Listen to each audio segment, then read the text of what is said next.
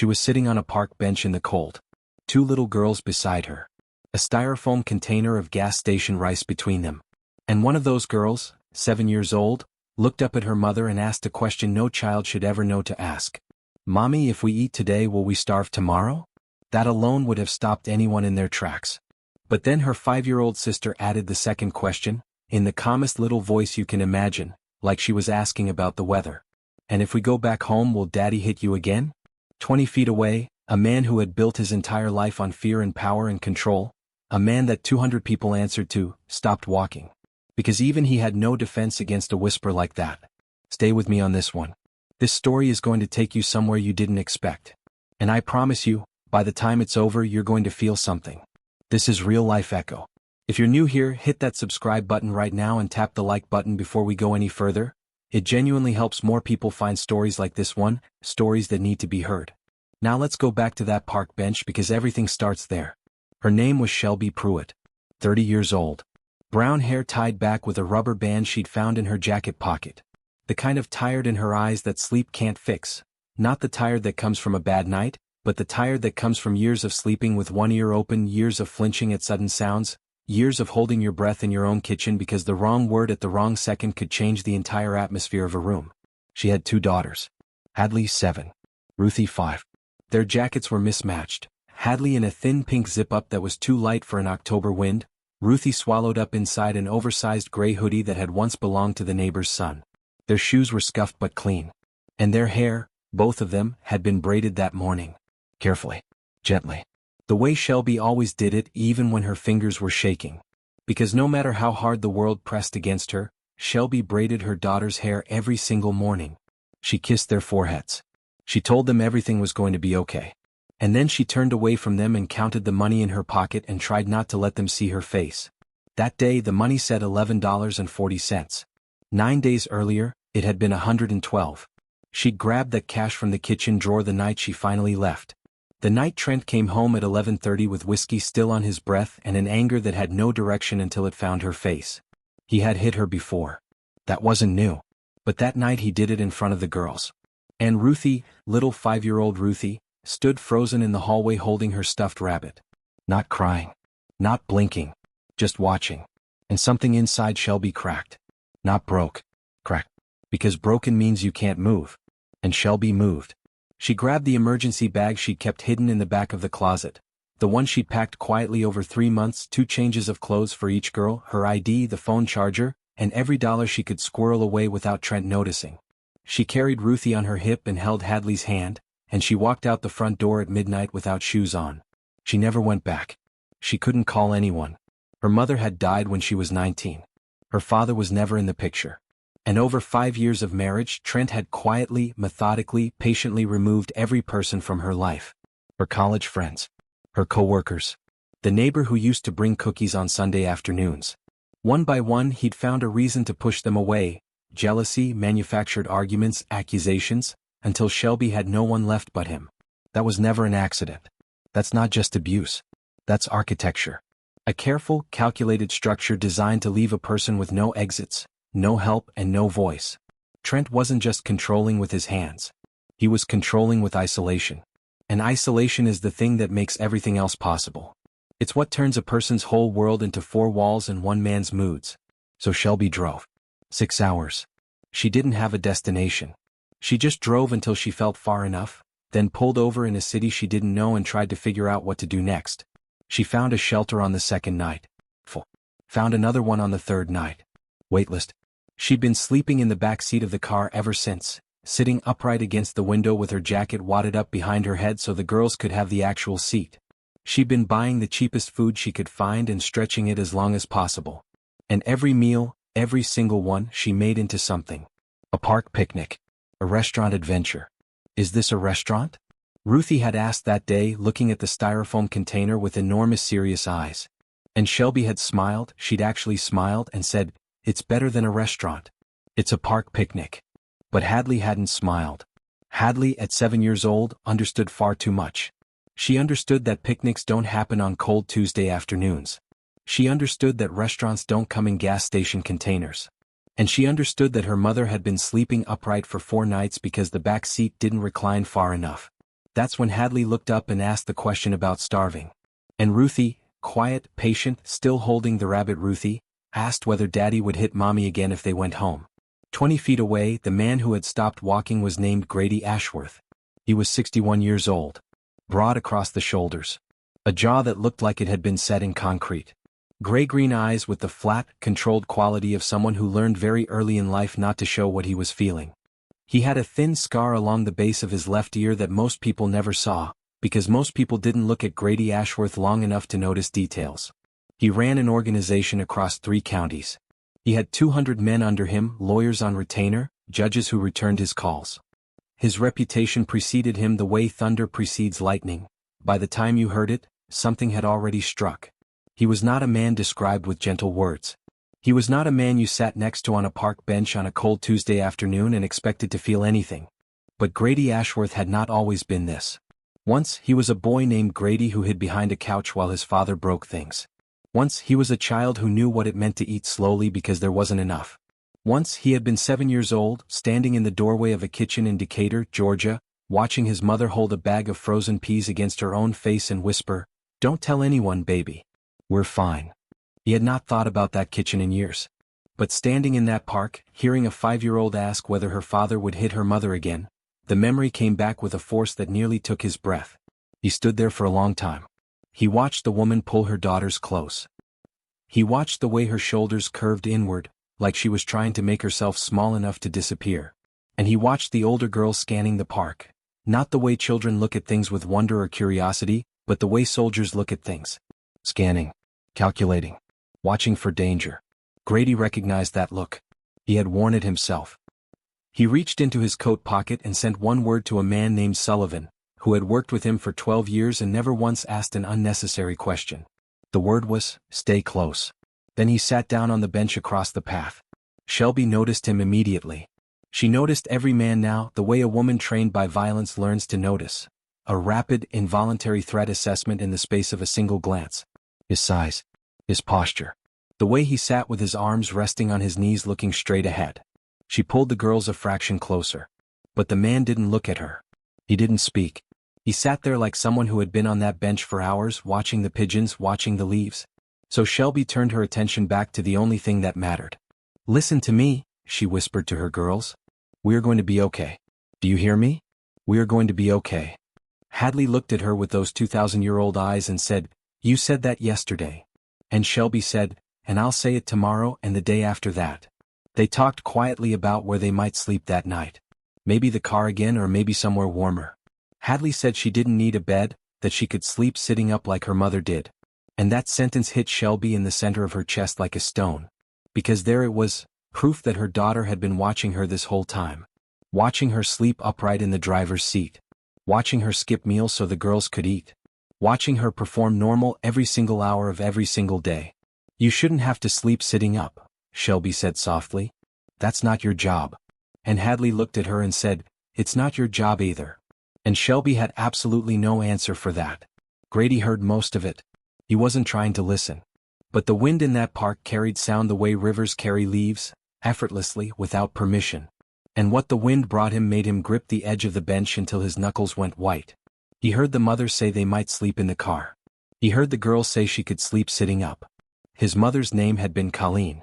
She had worked 2 jobs, a diner in the morning, a cleaning service at night. She had taken every blow his father gave and absorbed it into her body like a sponge soaking up rain. She had never raised her voice in front of him. She died when Grady was 14. Not from the beatings directly. From exhaustion. From a body that had been asked to endure too much for too long. He had never forgiven himself for not being old enough to protect her. He stood up from the bench. He walked over. And when Shelby stiffened, he stopped 6 feet away with his hands visible at his sides, deliberately, carefully non-threatening, and he said in a low, controlled voice, "I'm not going to bother you. I just want to ask you something." She said the words automatically, "We're fine." The moment they left her mouth, she heard herself. The lie every woman in her situation has told 1,000 times. The one that has been passed down like an heirloom of survival. The one that means, "Please don't look too closely because if you do I might fall apart." Grady didn't react to the lie. He'd heard it before in his mother's voice. He just said, "Your girls look cold." She said they were fine. He said, The little one's jacket is too big. She keeps pulling the sleeves up so her hands can hold the fork. And Shelby blinked, because Ruthie was in fact doing exactly that, pushing the oversized hoodie sleeves back every few seconds just to eat. There's a diner 2 blocks east, Grady said. Callahan's. They serve hot food. Real food. I'd like to buy your girls a meal. She started to say they didn't need it. And he said quietly, I know you don't need it. I'm asking if you'll accept it. That distinction mattered. She heard it. The difference between someone telling you what you need and someone asking what you'll allow. It was a language she hadn't heard in 5 years. Why? She asked. He looked at Hadley and Ruthie for a moment. Then he said, because I asked my mother the same kind of question once. And nobody stopped. The silence that followed was the kind that changes the direction of a conversation. The kind that tells you something true has just been said, not performed, not rehearsed, but pulled from a place that doesn't open easily. Shelby studied his face. She had become an expert at reading men, reading the difference between those who offered help and those who offered conditions. She didn't find cruelty. She didn't find danger. She found something that almost undid her. She found recognition. Okay, she whispered. Callahan's diner sat on the corner of Whitmore and 7th. Small brick building, foggy windows, a bell above the door. The kind of place where the waitress called everyone hon and the coffee was always too strong. Grady walked ahead of them, not beside them, not behind them. Ahead, creating space, making it wordlessly clear that the woman and her children were choosing to follow. When they settled into the corner booth, Shelby and the girls on one side, Grady across, Ruthie stared at the laminated menu with enormous eyes and said, Mommy, they have pancakes. Hadley didn't look at the menu. She looked at Grady. And in that direct, unblinking way only a 7-year-old can manage, she asked, Are you going to hurt us? The question froze the air in the room. Shelby reached for Hadley's arm, but Grady raised one hand gently, barely a gesture, and looked the girl straight in the eyes. No, he said. I'm not going to hurt you. I'm not going to hurt your mother. And if you don't want to stay, you can walk out that door right now and I won't follow. Hadley held his gaze for a long moment. Then she looked at her mother, got a small nod and picked up the menu. They ordered pancakes for Ruthie, grilled cheese and tomato soup for Hadley, a club sandwich for Shelby that she only agreed to because Grady said, You should eat too. While the food was coming, he didn't press. He didn't interrogate. He sat with his hands on the table and let the silence do what silence does when it's offered without expectation. It gave her room to breathe. It was Shelby who spoke first. She told him everything. The first time Trent hit her, 3 months into the marriage. A slap across the face because dinner was late. The escalation over the years, punches, choking, the night he threw her against the hallway wall hard enough to crack the plaster while 4-year-old Hadley came out of her bedroom and asked if there had been an earthquake. She told him about the isolation, how Trent had removed every person from her life one by one until she had nobody. She told him about the night she left, about Ruthie standing in the hallway, about the rabbit. Then she told him the part she hadn't been able to say out loud before. Trent had called the police. He told them she'd kidnapped the girls. He told them she was mentally unstable. He filed a report. There was an alert. CPS was looking for her. And if they found her, they would take her daughters and send them back to that house. I have $11 left, she said. I don't have a lawyer. I don't have family. I don't have a plan. I just have them. Grady looked at the 2 girls, Ruthie watching the cook through the kitchen window, fascinated by the way he flipped things on the griddle. Hadley drawing on the paper placemat with a crayon. A house. 4 walls, a triangle roof, 2 windows, a door. 3 stick figures. A tall one and 2 small ones. No father in the picture. He pulled out his phone and made a call. Sullivan. 2 things. A room at the Western Arms, clean, quiet, long-term, under a name I'll give you. And Margaret Calloway's number. He hung up. Shelby stared at him. He told her Margaret Calloway was a family attorney, one of the best in the state. She handled cases exactly like this one: custody disputes, protective orders, abuse documentation. She didn't lose. Shelby said she couldn't afford it. Grady said she was on his retainer. Shelby shook her head. I don't even know your name. Grady. And you're not taking anything. I'm making a phone call. What comes from it is entirely your decision. The food arrived. Ruthie's eyes went enormous when the pancakes appeared. A short stack, butter, syrup on the side, steam curling off the top. Mommy, she said, these are the biggest pancakes I've ever seen. Eat them slow, baby. I don't want to eat slow anymore. Ruthie looked at her mother with those enormous brown eyes. I want to eat like a normal kid. And Shelby had to look away. Grady watched her fight to hold herself together in front of her daughters. He recognized that fight. He had watched his own mother fight it at the dinner table, smiling through a swollen lip, laughing through a bruised rib, pretending the world was safe while her body told the truth. Hadley tore her grilled cheese into 4 equal pieces before eating the first one. She dipped each piece into the soup with a seriousness that made her look twice her age. Shelby ate half her sandwich and wrapped the rest in a napkin. A habit, a survival instinct, save what you can because later is never guaranteed. Grady noticed. When the waitress came back, he ordered a second meal to go for later, he said, meeting Shelby's eyes. She didn't argue. When the meal ended, Sullivan had already secured the room. 4th floor of the Western Arms, 2 beds, small couch, kitchenette, clean white sheets, a bathroom that smelled like soap, and a deadbolt on the door. 2 weeks to start, Grady told her. No name on record. No one will know you're there. Margaret needs that time to file an emergency protective order, document the abuse, and petition the court to dismiss the kidnapping claim. Shelby's hands were trembling, and this time it wasn't fear. It was something she hadn't felt in years. The terrifying, fragile possibility that someone was actually telling the truth. What about Trent? She asked. He'll come looking. He won't stop.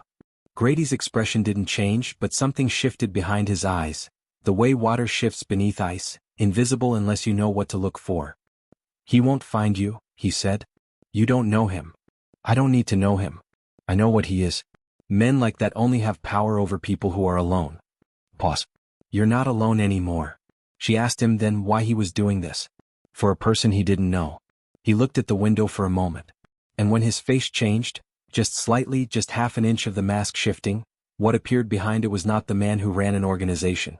It was the boy who had hidden behind a couch in Decatur, Georgia, listening to his mother's voice say, "We're fine." Her name was Colleen, he said quietly. She worked 2 jobs. She never complained.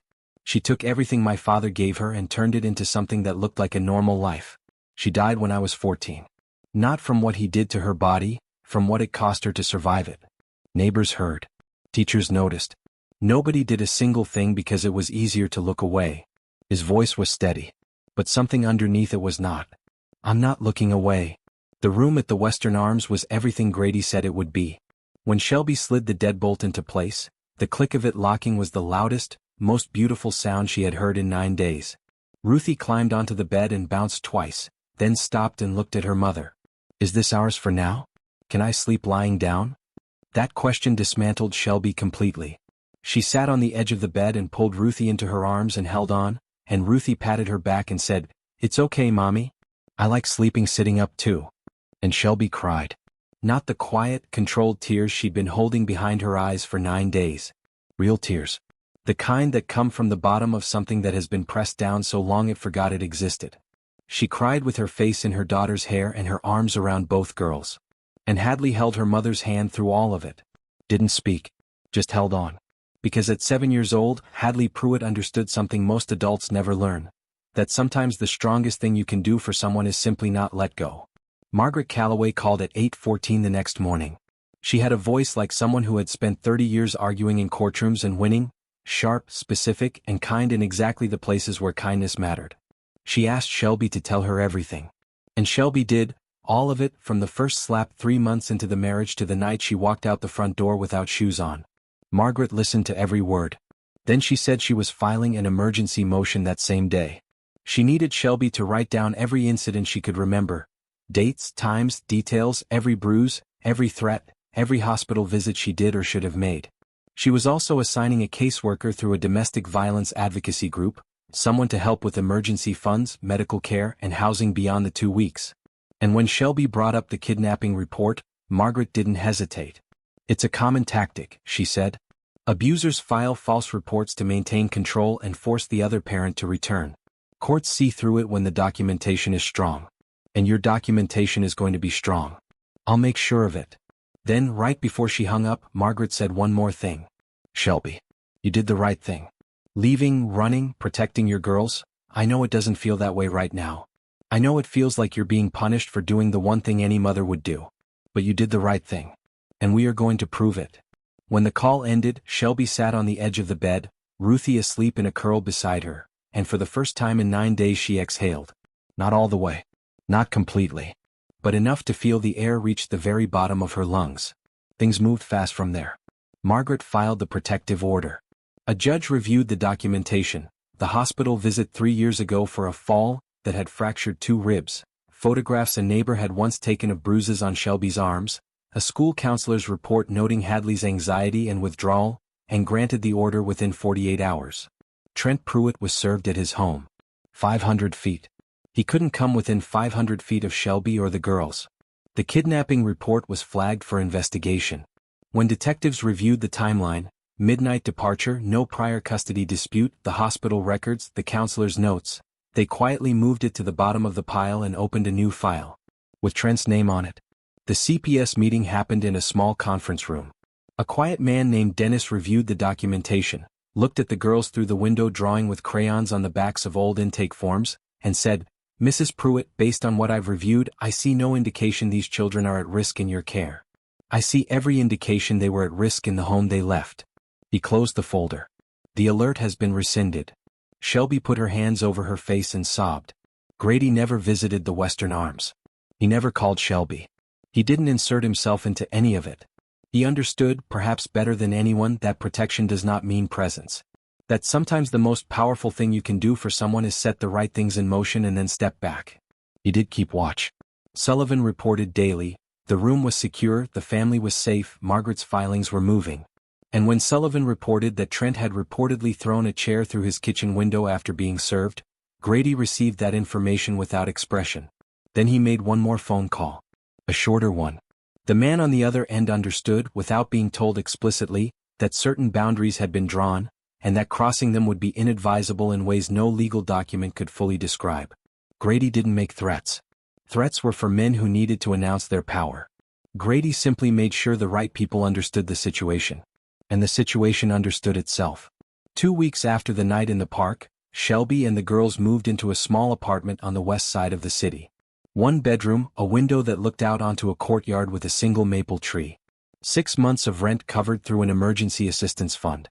Furniture donated, a bed, a couch, a small table with 3 chairs. A box of kitchen supplies, a bag of groceries, and a stuffed bear for Ruthie that was almost as big as she was. Hadley walked into the apartment and stood in the center of the living room and slowly turned in a circle, looking at everything. "Is this ours?" she asked. "Yes." "For real?" "For real." She walked to the door. She looked at the lock. She looked at the deadbolt. "Can we lock it?" "We can always lock it." Hadley turned that deadbolt herself and stood there for a long moment with her hand on the metal, feeling its weight, its solidity. Then she turned around and for the first time in weeks she smiled. Not the cautious, managed smile of a child who knows better. A real one. The kind that starts at the mouth and travels all the way to the eyes and doesn't stop until it reaches somewhere deep inside the chest where trust lives, or where trust begins to rebuild. Ruthie found her room, barely 12 feet across, and declared it the biggest room in the whole world. "Can I put stickers on the wall?" "You can put anything you want on the wall." And Ruthie's face became pure, uncomplicated joy. Safety. That was the word. She didn't know it yet. She just knew the door locked and the bed was soft and her mother was sitting on the couch without looking over her shoulder. 3 months later, on a cold January afternoon with the diner windows fogged over from the inside, Shelby walked through the door at Callahan's with both girls. They were dressed properly now, real jackets, real shoes. Hadley had a purple backpack on one shoulder. Was in 2nd grade at a school 3 blocks from the apartment. Ruthie had a drawing rolled up in her hand, the edges curling from being carried too tightly. They sat in the same corner booth with the red vinyl seats and the window to the parking lot. Shelby ordered pancakes for Ruthie, grilled cheese and tomato soup for Hadley, a club sandwich for herself, and she ate all of it this time without wrapping the second half in a napkin. Hadley looked up from her soup and said, "Mom, can we come here every Tuesday?" "If you want." "I want." Then Ruthie held up her drawing. 3 people in front of a building with a tree. The tallest figure had brown hair. The 2 smaller ones had braids. And above them, in shaky purple crayon, Ruthie had written one word. Home. Shelby looked at that word and felt something inside her chest that had been clenched for 5 years, maybe longer, finally, slowly, carefully begin to open. She pressed the drawing against her heart and closed her eyes. Outside, through the fogged window, a dark car idled at the edge of the parking lot. A man in a wool coat looked at the diner for a long moment. He could see through the blurred glass the shapes of a woman and two small girls in the corner booth. He could see the older girl dipping something into soup. He could see the younger one holding up a piece of paper. He couldn't make out what the paper said. But something about the way the mother pressed it to her heart told him everything he needed to know. Grady Ashworth put the car in drive.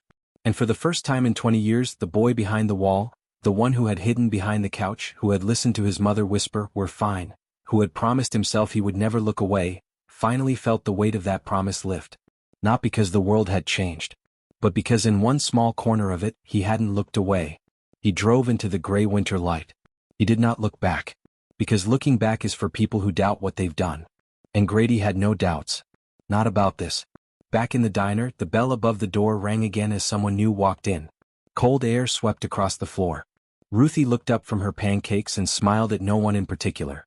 And somewhere on the west side of the city, in a small apartment with a maple tree in the courtyard, a deadbolt waited faithfully in its locked position, holding the door shut against a world that had once been far too dangerous to live in. But not anymore. Not for them. Not today. If this story hit you the way it hit me, do something with that feeling. Drop a comment below and tell me what part of this stayed with you. Was it Hadley turning that deadbolt? Ruthie's drawing? Grady standing in that park? I want to hear it. And if you know someone who needs to hear a story like this one, someone who needs to be reminded that a single moment, a single decision, can change everything, share this video with them right now. That's what this channel is for. That's what Real Life Echo is built on. Real people. Real moments. Real change. I'll see you in the next one.